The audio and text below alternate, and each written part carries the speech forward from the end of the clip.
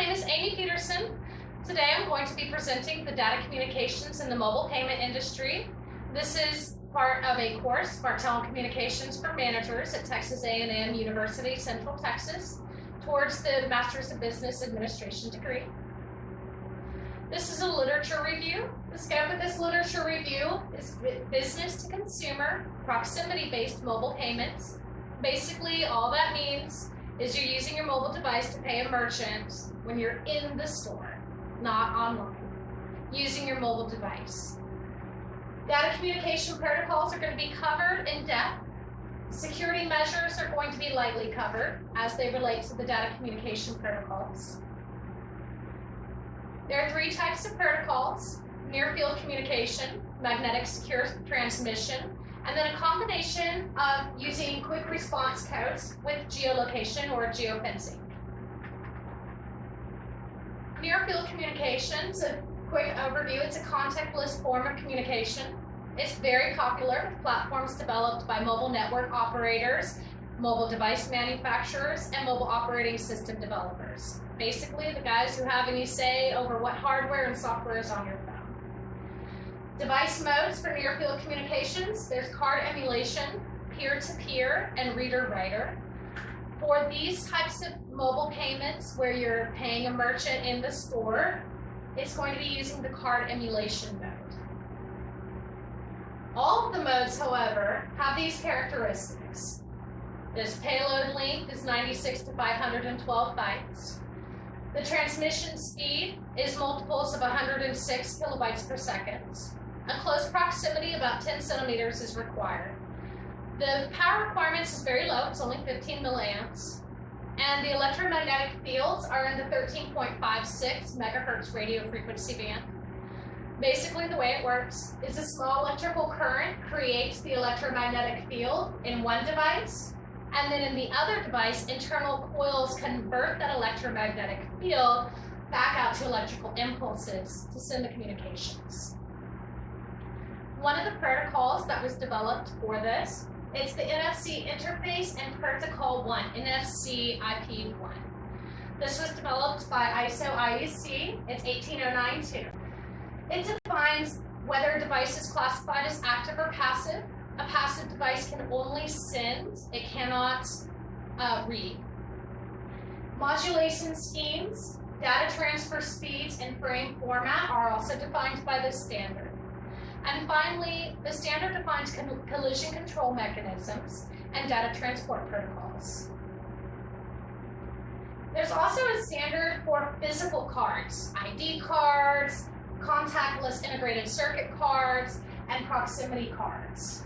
This standard is called the ISO-IEC 14443 standard. It can be used with host card emulation, even though HCE is not a physical card. It can use this standard.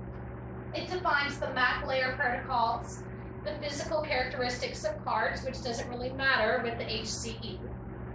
It also defines the radio frequency power and signal interference, ways to go around that.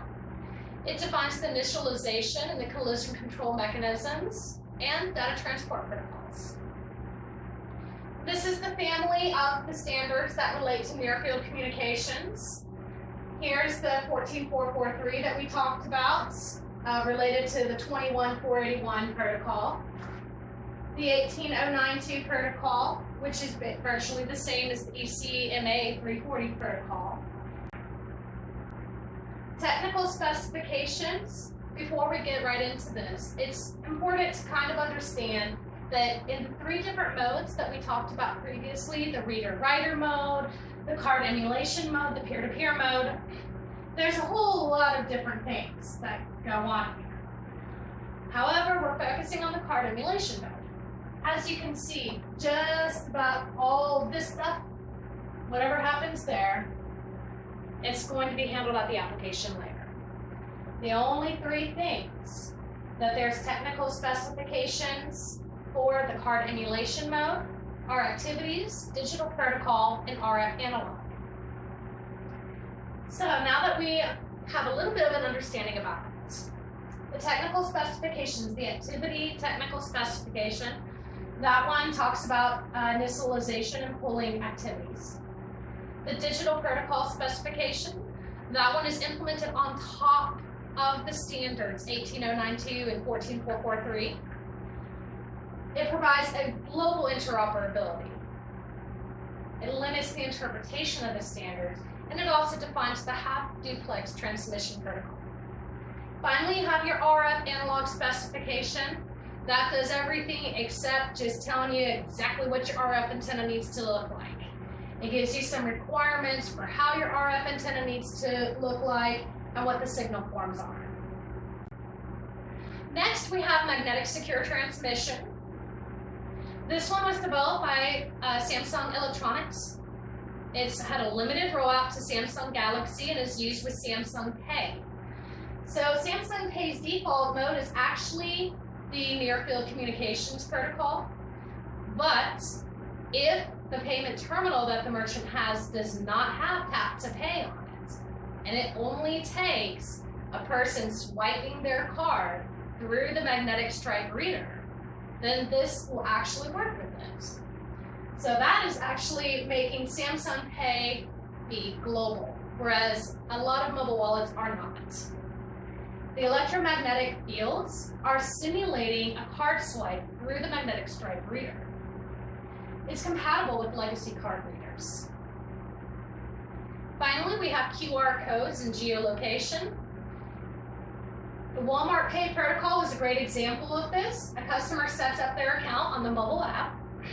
When they set up their account, they store their payment information. They store PIN, password, or fingerprint when they register. And then the customer payment information is stored on Walmart servers. So it's basically stored in the cloud. The customer logs into their mobile app with their PIN or their fingerprint when they're ready to pay at the payment terminal. The payment terminal then displays a quick response code. How does that work? It's based off of geolocation. Walmart stores all of them are geofenced, so they know where the customer is. The customer scans the QR code from the payment terminal using their mobile device, and that's it. They've made their payment, they get a receipt emailed out to them, and they're good to go. This type of protocol is very popular with protocols, platforms developed by retailers and banks. The reason is no hardware dependency. This is key. The retailers and banks have absolutely no decision about how mobile devices are created, how operating systems. The quick response codes, they can be displayed or scanned by any device. All you have to be able to do is download the software for it. Mobile devices, payment terminals, any of them. However, there's limitations. It's an application layer protocol. There's no standardization. It's not ubiquitously implemented. It's reliant on 3G or 4G cellular networks or the merchant's own Wi-Fi. There you've got security issues, network availability issues, network reliability issues. What if you have a man-in-the-middle attack, denial of service attack? That's where these types of things come into play. And there's no enforcement of authentication measures. The previous example that talked about Walmart Pay, yes, you did see they had two-factor authentication, but that's not universal. A different retailer, like Target perhaps, they might come out with a Target Pay, where there is no authentication. So we're going to go over a little bit the security techniques for the mobile payments. There are secure elements, postcard emulation, and two-factor authentication. The secure element is a smart card chip with a cryptographic processor. It securely hosts secure and confidential data. And nearly all SIM cards in existence today can be used as a secure element. However, what has made mobile wallets really spring forward is host card emulation. It's an application layer protocol. It bypasses the need for secure elements, and it routes transmissions to the mobile device's operating system. Finally, we have two-factor authentication. This one you have two steps. In your first step, you register the mobile wallet app on your device. So you download the app, you get it all set up. You put in your payment information, you set up your PIN, passcode, your fingerprint, if you have a fingerprint scanner on your device. And the mobile wallet app provider saves your mobile device ID onto their servers. Then when you go to open the mobile wallet app, then you have to enter in your PIN and your passcode, fingerprint, whatever it is, to be able to open it. And the mobile app provider is going to check and say, hey, do I know this mobile device ID? Hey, is this the right PIN, passcode, fingerprint? Yes? Good to go. So the mobile device acts as a token. And that concludes the presentation on data communications for mobile wallets. If you have any questions, I would be happy to answer them. Thank you and have a great day.